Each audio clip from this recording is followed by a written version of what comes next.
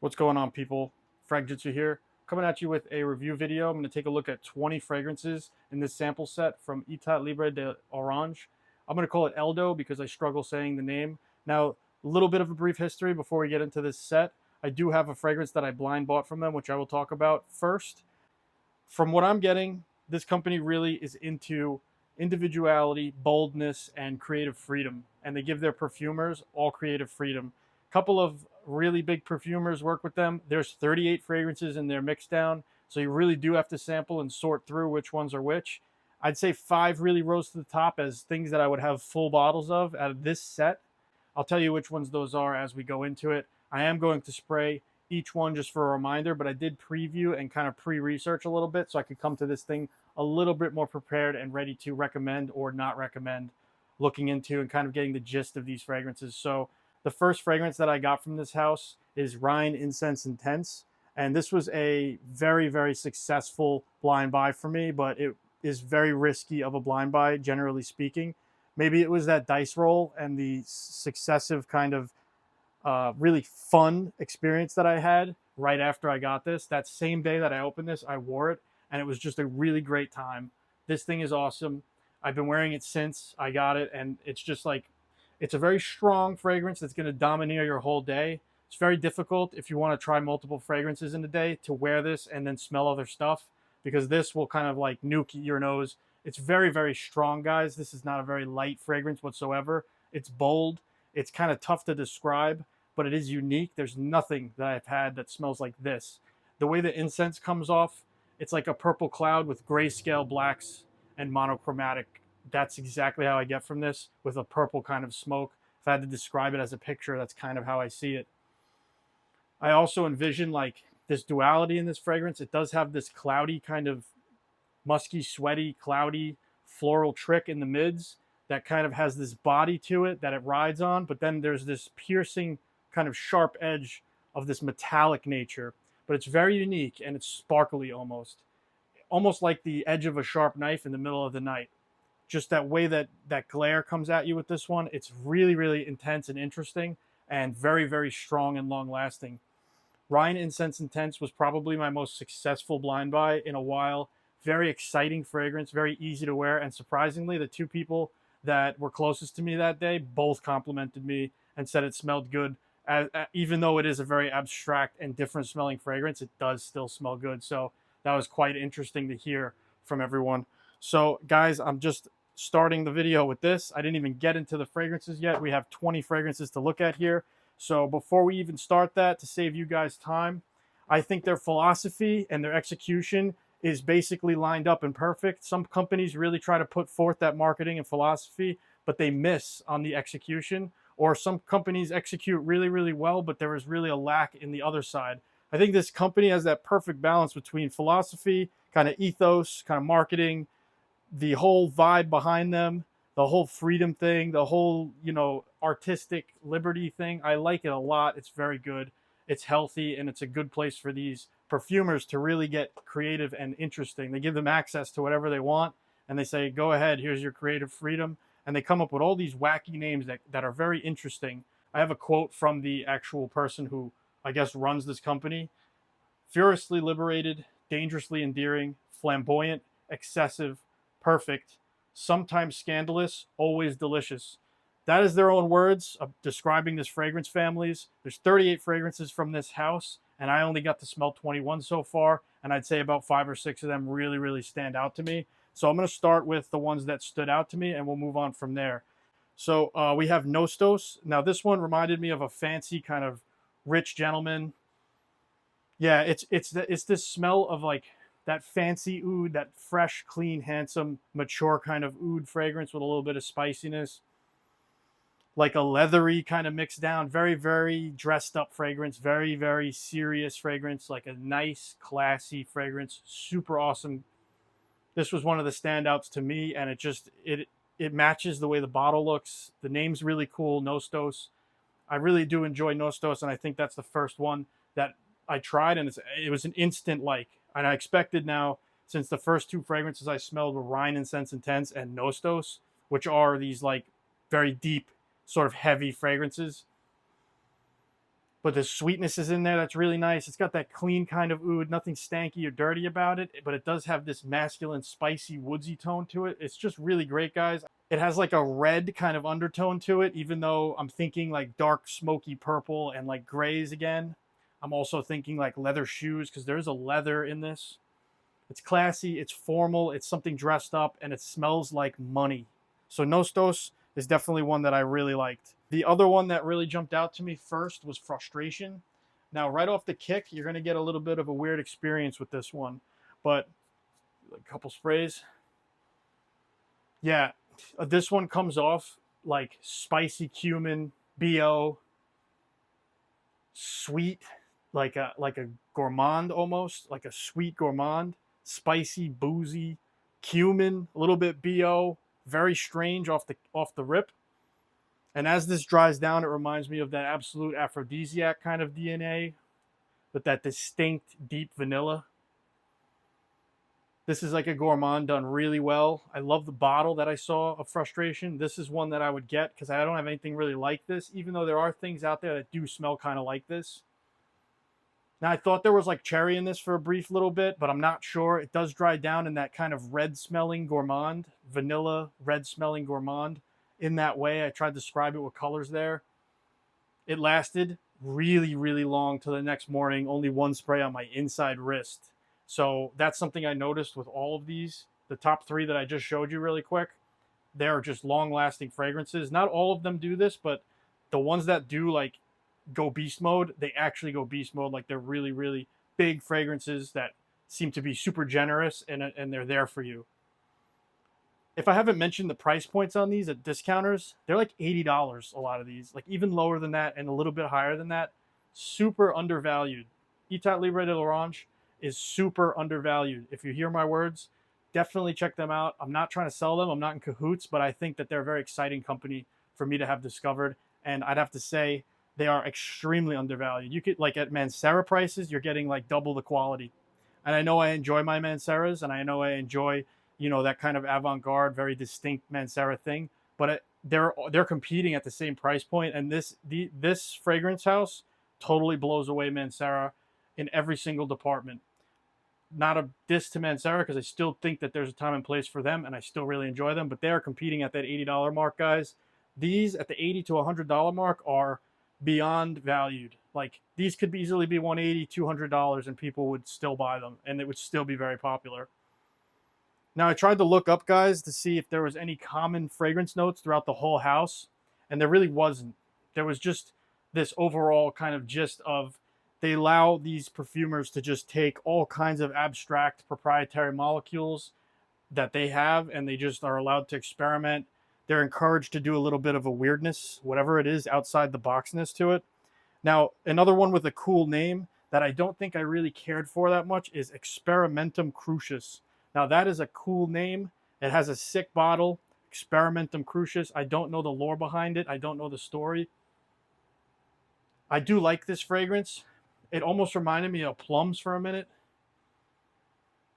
It's like a musky, fruity, deep, almost like a ripe, overripe plum kind of vibe. A little bit sweaty, clean. This is one that I have to wear more and kind of experience more. I haven't looked into this fragrance, but I remember smelling it, loving the name, loving what the bottle looked like, and I wasn't too sure what to expect. It does smell like Middle Eastern a little bit, and it smells like fancy. It smells like another upscale, fancy, luxurious scent. It has a cleanliness to it, but it also has this like edge to it and the stanky kind of, it's sweet, but a little bit ripe in the sweetness. Again, these are all going to dry down, so I'm only really getting like this initial kind of full picture, and you're not really getting like the movie story of fragrances, because as you wear them, they change. These actually do that kind of changing character, like Frustration. That one just changes completely and goes into a whole other direction once it dries off of that first 20 minutes. Yeah, like as I'm standing here, there is a spiciness to this hidden within this soapy, sweet, musky kind of cloud. I don't really smell any like iris or powderiness, but it does have this like fluffy kind of sweet cleanliness, and it is upscale and smells very fancy, like a dressed up man or woman. Super unisex right down the middle. Hard to say who's who there. Let's check out You or Someone Like You. So You or Someone Like You was a very popular one I saw in their marketing. Let's give it a smell. Kind of a bright, tangy citrus opening. Cleanly florals, like a beautiful floral, like a yellow floral. Not like rose or anything heavy or wet. A very like dry yellow floral, very beautiful, lush, colorful fragrance. Clean fragrance, really, really nice, guys. Kind of reminds me of what Sicily from Mancera wanted to do. It kind of has that same thing going on. Like those citruses and the florals kind of blending and becoming like inseparable. You can't really tell where the citruses end and the florals begin. Really nice fragrance, super clean, fresh, uplifting, happy fragrance. I'd say right down the middle again on that. This is like a natural smelling citrus fragrance that goes under the radar. Like I actually like this a lot, even like in the same kind of way that I like Nishani's Wulong Cha, and you guys follow me know that I really like that fragrance. This thing's great. This is You or Someone Like You. Very, very good. That one would be up on the list. Now, Ghost in the Shell is a fragrance that immediately had my attention. It was probably the first thing I was really excited to smell out of this. And it was very interesting because I didn't understand it for a second. And then I thought about where that name come from.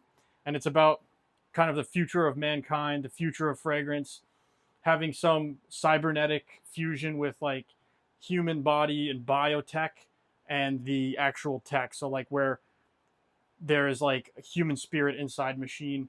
Very interesting to me, and they tried to capture it here. I think that that's really important in the setup. Otherwise, outside of like in a vacuum, if I just smelled this, it would be a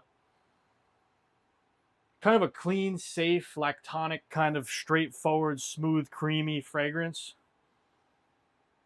Like a clean soap kind of experience. I don't really get the metallic edge to this that I was looking for.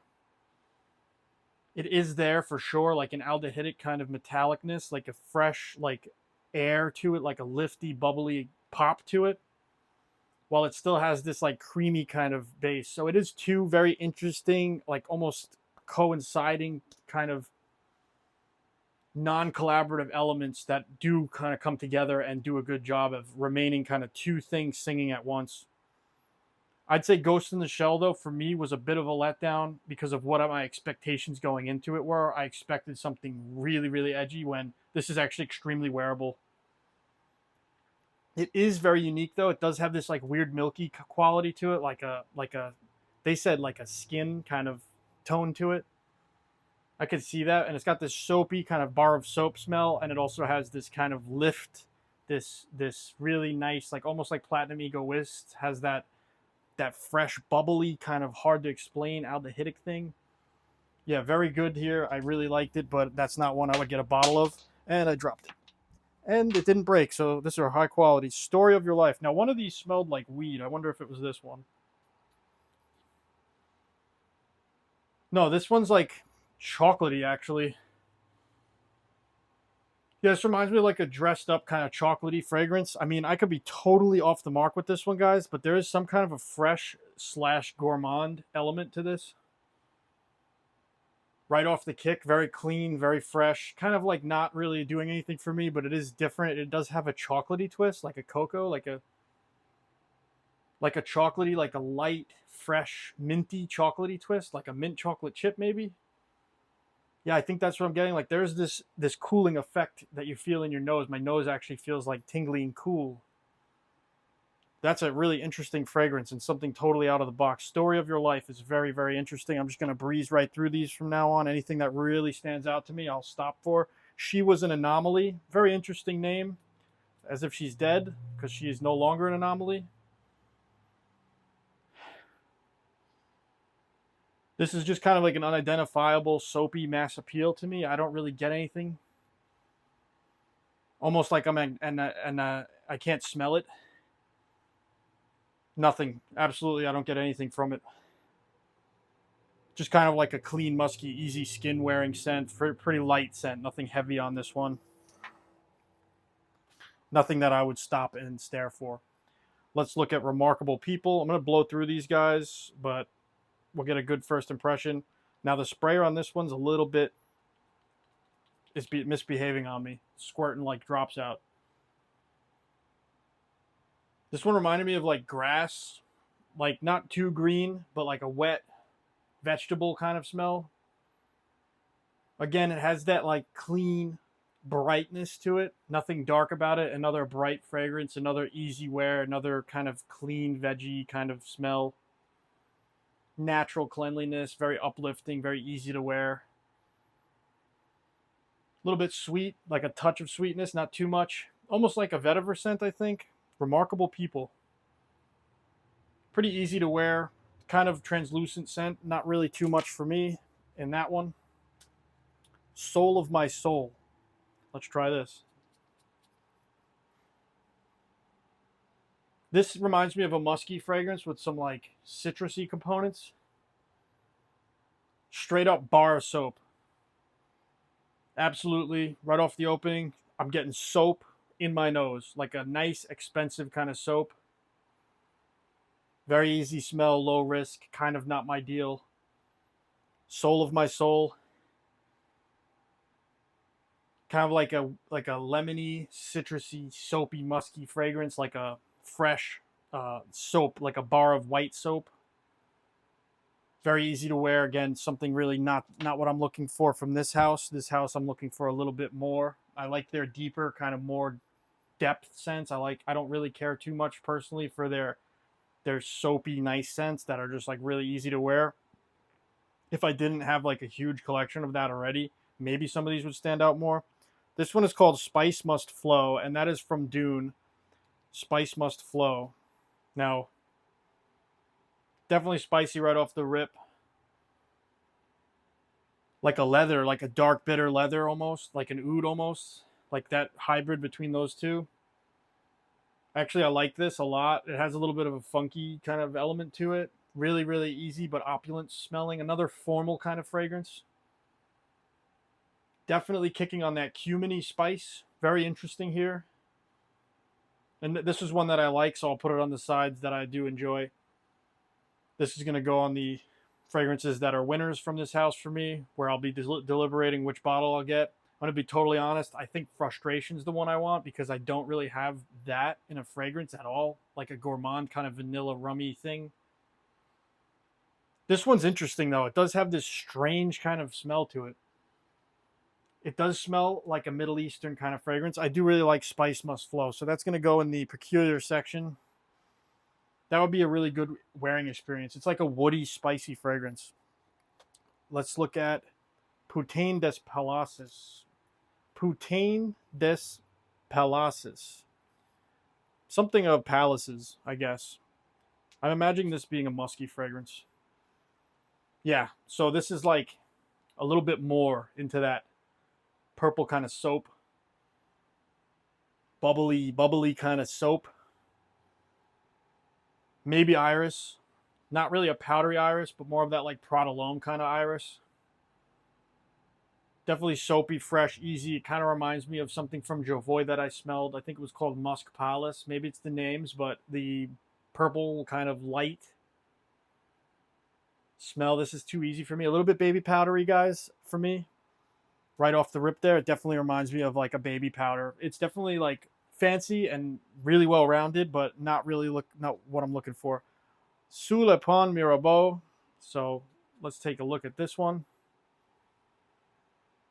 Now this one's interesting to me. Very hard to describe. Ooh, yeah. Almost like nutty, but like leathery with a freshness and something that's just really familiar about this. Like a smell of something that I've smelled multiple times. I almost want to look it up. It's like sandalwood, I guess. Like a really real kind of wood. Like you're standing over the wood and smelling it like a fresh wood. Really good. Really good. Sous le Pont Mirabeau. That one is really good woody scent. Like I'm getting like really predominantly smooth woods surrounded by like this like freshness that carries it. It's still very easy wearing scent. It also reminds me of sandalwood and suede a little bit from Cremo, which is a copy of Santal 33, but I don't get any of that pickly smell. I do get a sandalwood though. Dryness now coming out, like a dryness. It also smells a little bit like paper and wood meets, like a dry kind of smooth, very fresh, easy, uplifting wood. Sous La Pont Mirabeau is actually pretty good in that department in a natural woody smelling way. Let's check out I Am Trash. Now, this is one of their most popular fragrances, if not the most popular. I actually looked up and I can remember that this was either number 1 or number 2. I Am Trash. So apparently it's made from the leftovers of perfume kind of creations that just get chucked out, and they took all those leftovers and made something. Very interesting. I like the name I Am Trash. It just is like kind of hilarious. Candy. I get like, this is really good. If you guys out there looking for like a candy, sour gummies kind of thing, yeah, right there into this like gourmand candy section. Very, very sweet. This will give you a cavity.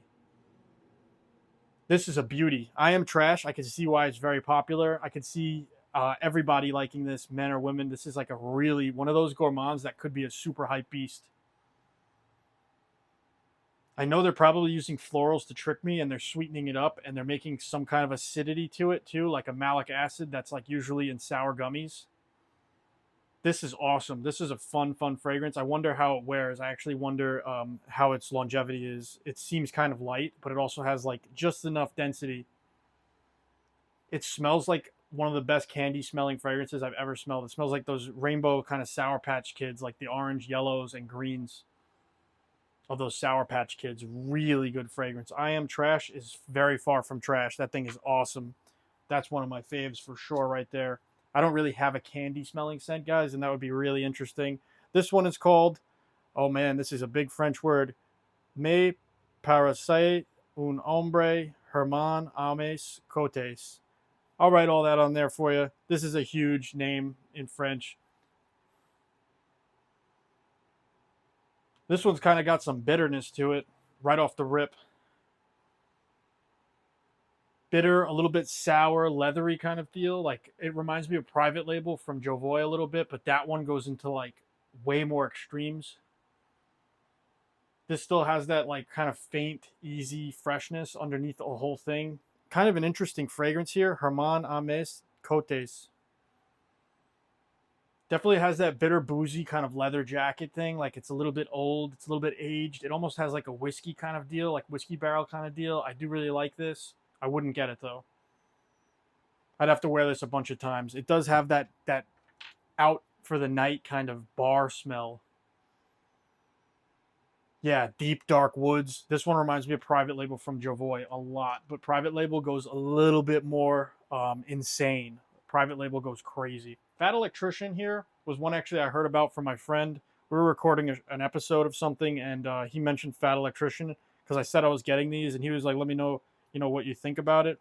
Now the name is just like, again, they have funny names, but this one, Fat Electrician, really stands out as a funny ass name. Semi-modern vetiver they wrote on this. So let's see. Yeah, it's interesting to me because there's like this contrast between like grassiness and like creaminess, and those don't usually mix well. But this is like a fragrance hidden within a fragrance. I like that. It's got like a creamy, I don't know if it's the background or the foreground of it either. I can't really tell. But then it has this aromatic freshness, like this almost nearly metallic greenness to it. Really uplifting and fresh and open, inviting fragrance. Very easy to wear, and it has this like creaminess to it. I could see why people really like Fat Electrician. It's right down the middle in who could wear this. Very interesting fragrance. I'm not going to get it. I don't think I would get it, but I could see the hype behind it, and it's probably the name too. The name is just like really easy to remember and kind of funny, and it was one of the first ones I noticed where I was like, Fat Electrician, I got to try that. Exit the King. Now, I think I remember this one. Yeah, this is really good. Exit the King's really good. Okay, hard to explain, but it's a floral that's fresh, and it's like almost a little bit turning to ripe. Like almost a little bit stanky, a little bit of a foul touch. This is a fragrance that I have not experienced yet. It's familiar for sure, but this is something unique. It's florals and brightness and freshness, but it has like this overtone of like rotten. Like the flowers are old, but they're still fresh, and they're like, there's like something just so interesting about this fragrance. I actually really like Exit the King. as their floral fresh ones go. It might even be musky too, guys, like soapy a little bit. Like it's a fresh, soapy, bubbly, really high-pitched kind of floral. I might have to look at the actual ingredients on this one, see what I can figure out. But if I had to guess, I'd say it's some kind of a wet floral, like almost like a white or a wet floral that comes out just as soapy, and it's pretty punchy, guys. Like it's really bright in your nose. Even after smelling like 16 fragrances here, it's really standing out as a strong kind of floral fragrance. Exit the King's very interesting. I wasn't sure what to expect with that one, guys, because you know it's got like Exit the King, which is denoting to like masculinity, but it is actually a floral kind of feminine smelling, womanly fragrance to me. Eau de Protection. Now, I don't know what the story is behind this, guys. Every single one of these has a story. Eau de Protection, let's check it out. So it has like that soapiness again, kind of blends with the rest of them. I'm not really getting too much different out of this. Oh, right off there, something animalic almost. Like an animalic smell a little bit. There's a freshness, a citrus, and like an animalic deal to this. It's clean, but a little bit stank. It's got some interesting components to it, like something that throws me off. And actually, this is memorable to me. Eau de Protection. Very, very interesting fragrance right here. I actually am putting that with the ones I like. It smells like weed. Oh my God, it smells like weed. That's what the stank was. It smells dank, like weed. Like fresh, really, really fresh cannabis. Open the bag and you get that overwhelming smell. But it's also got a citrus kind of lemony move to it and some florals. This thing is fucking sick. Eau de Protection is very weed smelling fragrance, guys. At least to me, but it kind of morphs. It's a little bit amorphous and it's kind of playing tricks on me, and something like that I really do get a kick out of. Now, Divin Enfant. Now, I don't know if that means divine infant or what, but let's check it out. I smell coffee. There's a coffee note in this for sure. This is a strange fragrance. Powdery fresh with a coffee note. And these really juicy, fruity florals that are really beautiful in a clean, soapy way again. I keep seeing that. They have this like soapy cleanliness. Maybe they're using an aldehyde that makes it kind of burst and is fresh. This is another one that's really nice. Like this is an easy one. Divin Enfant. I think a lot of people could actually enjoy this one. Musky, kind of fresh fragrance. But there was a coffee note. For sure, I get like this. It's not a coffee dominant fragrance. It's hidden in there and it kind of moves around on you. Very, very enjoyable fragrance right there, and I definitely would consider that one. It is a standout amongst this house. Divin Enfant is really good. Clean Suede. Now, this is one that I sprayed on my hand this morning, so I'm very, very... It's still going. It was actually going strong for many, many hours. This is a great fragrance. This is one of those ones that's quite straightforward. This is a love for me. An absolute love from the house. Clean Suede is in my top 3. It's straightforward. It says what it is. It hits you with leather, but in a clean, fresh way. I want you guys to think of Prada L'Homme Intense. I want you to think of that. Very, very close to that Prada L'Homme Intense, but this is better. This actually bangs in performance. It's cheaper than that, and it's actually better smelling than Prada L'Homme Intense. So much more balanced, a little bit less on that iris that can be kind of sickening to me sometimes, and like kind of one note dominance. The leather on this is just smooth, beautiful leather like suede should be. It's fresh, inviting, clean, but still it's got this maturity to it, and it's just so, so good, guys. I can't express how much I really like Clean Suede. I don't have anything like this. I tried something from Goldfield and Banks. Their Purple Suede, did not like it at all. This is what I wanted that to smell like. This is what I wanted that fresh suede fragrance to smell like. This is the pinnacle for me on that suede note. 100%. Eldo, you nailed it with this one. Clean Suede is unbelievable, guys. It's actually really ridiculously good. And I sprayed this on my hand earlier this morning, and for like 6 hours, it was just coming off my hand. One spray, just coming off my hand. Like, yeah, this is great. This is a great fragrance, guys. Clean Suede is probably My favorite one from them, perhaps. My top three, I'll remind you at the end when I'm done smelling all these. This is the last one, guys. Archives 69. Now, I thought that was like a joke or some kind of funny thing. I didn't look into it. Some of these sprayers, guys, are not really spraying like real sprays for me. There we go. That was it.